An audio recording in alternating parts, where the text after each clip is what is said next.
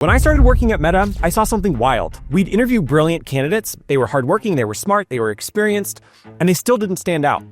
And then we get someone with less experience, and we'd fight to bring them in. Why? Because they did something that made them impossible to ignore. So we'd hire them over anybody else, even if they weren't the obvious choice on paper. I'm AJ Mises, and I've been responsible for hiring at big tech companies, and now I coach people to break into the best roles without underselling themselves or getting ignored. And if you want recruiters to compete for you, like you're the obvious choice, this video is going to show you how. If you have a friend who sabotaged their own job hunt, or maybe their promotion or an interview, drop it in the comments because let's see who's got the best story.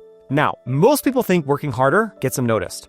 You think more output equals more opportunity. And that's why you focus all your energy on staying at work late, missing some family dinners, and all for the reason that it's going to pay off someday. Well, the problem is, it likely won't. And that's me putting it nicely. Because most high performers are invisible. They're quietly doing incredible work that no one outside their team or company will ever hear about. And at the executive level, invisibility is like a career killer. This is where the system flips. Hard work is no longer enough. Now it's about visibility. Who knows what you're doing, how you're doing it, and why it matters. There are multiple sources that claim 85% or more of jobs are filled through networking. So many people focus on making that perfect resume and that perfect cover letter instead. And that's why you must show your value where decision makers can see it. And where do decision makers live today? They're on LinkedIn. They're in Slack communities. They're watching webinars. They're listening to podcasts. They're reading posts. They're not waiting for your application. They're absorbing signals in their industry. And if you're not producing your own signals, you don't exist. That's why I tell my clients to stop posting content when they're looking for a job. Instead, I teach them to start building a reputation now so that they can land a job before it even goes public. Because consistency creates credibility. Credibility creates magnetism. And magnetism makes you impossible to ignore. Take LinkedIn, for example. Active users don't just get more visibility, they get better compensation. So what does this actually look like? It starts with showing up more, posting, engaging, and contributing in the spaces where your industry is already paying attention. This is how you start to become known and relevant to the people that matter. But this is exactly where most people get it wrong. They post inconsistently, they network without intention, or they post in a way that blends in with everybody else. And that's what I'll show you how to solve in just a moment. Because visibility alone isn't going to change your career. Recruiters might find you, they might follow you, and even admire you, but that doesn't mean that they're going to hire you. Being seen doesn't mean being chosen. That's the shift that most people miss. Recruiters don't want you to just execute, they want you to elevate the people around them. They want you to be a leader. Here's how you can position yourself as a leader on LinkedIn in 3 easy steps. Step 1 is to upgrade your LinkedIn headline to reflect where you're going instead of where you've been.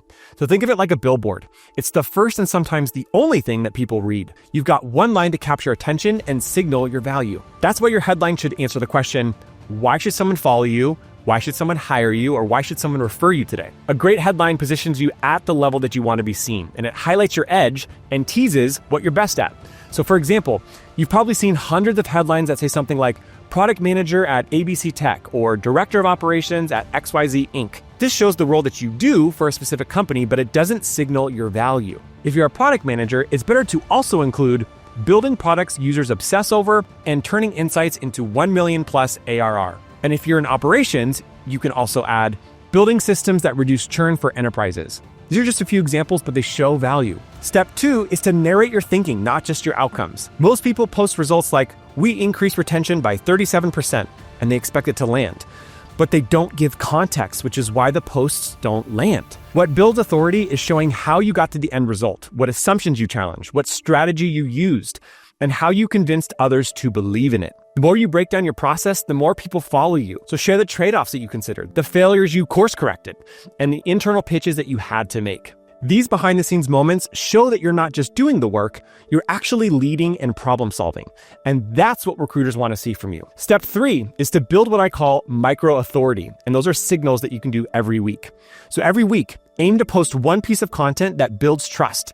You can start with a case study breakdown, a leadership lesson from a tough decision, or a bold opinion about your industry. And be sure to include at least 3 E's across your content.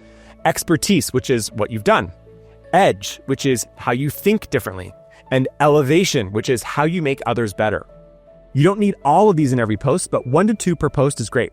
Being seen as a leader builds trust. But to make recruiters fight over you, to become so good that they can't ignore you, you need more than trust. You need hard proof.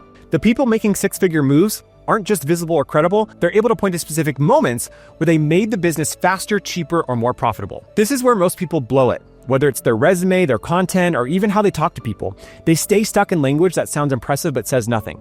They use maybe vague buzzwords like synergy, alignment, cross-functional collaboration without ever tying those ideas to actual business outcomes.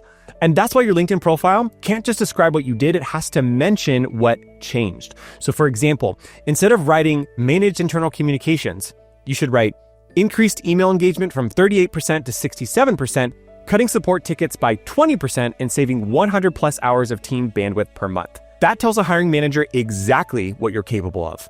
So here's another one. Revamped partner onboarding becomes redesign the partner onboarding process to cut average ramp time from 45 to 18 days within the quarter.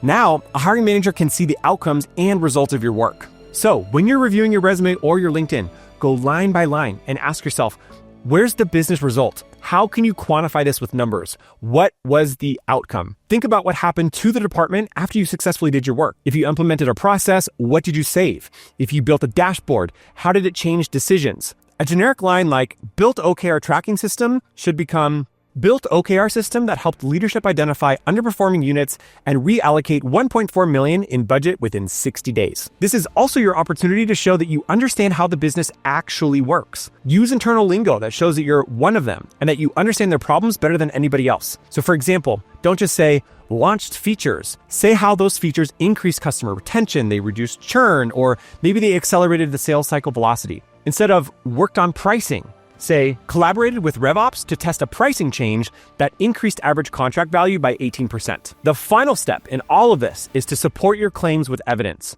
So show the before and after graph. Quote the VP who said that your initiative saved the team from collapse. Once you do this, you stop being perceived as someone who can do the job and start being seen as someone who makes the business better. That's how you become so good that they can't ignore you. If you've made it this far, you already know that you're not underperforming because you lack talent. You're just underpositioned. And in today's hiring market, that's a bigger risk than ever. You can have the perfect resume that agrees, the track record, and still get overlooked. At The Human Reach, I've coached thousands of professionals on landing better jobs, many from companies like Tesla, Google, Pinterest, Salesforce, Microsoft, Amazon. We show our clients how to position themselves and network effectively. We teach them how to ace interviews so that they get hired over everybody else. So if you're ready to stop guessing and start getting strategic, tap the link on your screen or in the description below to book a free call because it's totally risk-free. And by the end of our call, you're going to walk away with more clarity that 90% of the job market never gets.